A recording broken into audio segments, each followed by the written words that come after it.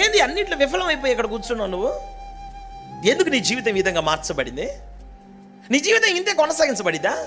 నీ జీవితంలో సక్సెస్ వద్దా? కుక్క బతుకుతుంది, నేను బతుకుతున్నాను, కుక్క చచ్చిపోయింది, నేను చచ్చిపోతా అనండి. అదే నీ బతుకు? అందుకోసం బతుకుతున్నావా మనం? అదే మన జీవితం? ఏమంటే నీ పట్ల ఆయనకి గొప్ప ప్రణాళిక ఉంది. మంచి ఉన్నతమైన ఆలోచనలు నా దేవుడు నీ పట్ల కలిగి ఉన్నాడు. ఏంది మరి నువ్వేంది ఎట్లున్నావు? నీకు సక్సెస్ ఇద్దామని దేవుడు చూస్తున్నాడు. యోసేపు ఫలించడి కొమ్మ. ఏమనుకున్నావు నువ్వు? ఎండిన భూమిలో మొలిచిన లేత మొక్క. ఏంది మరి? ఎండిన భూమి అంటే మొత్తం బీటులు బారిపోయింది, నెర్రలు కొట్టింది అంటారు చూడండి. అట్లాంటి స్థలంలో లేత మొక్కలాగా ఎదిగాడంట ఆయన. పరిస్థితులు ఎట్లయినా ఉండొచ్చు.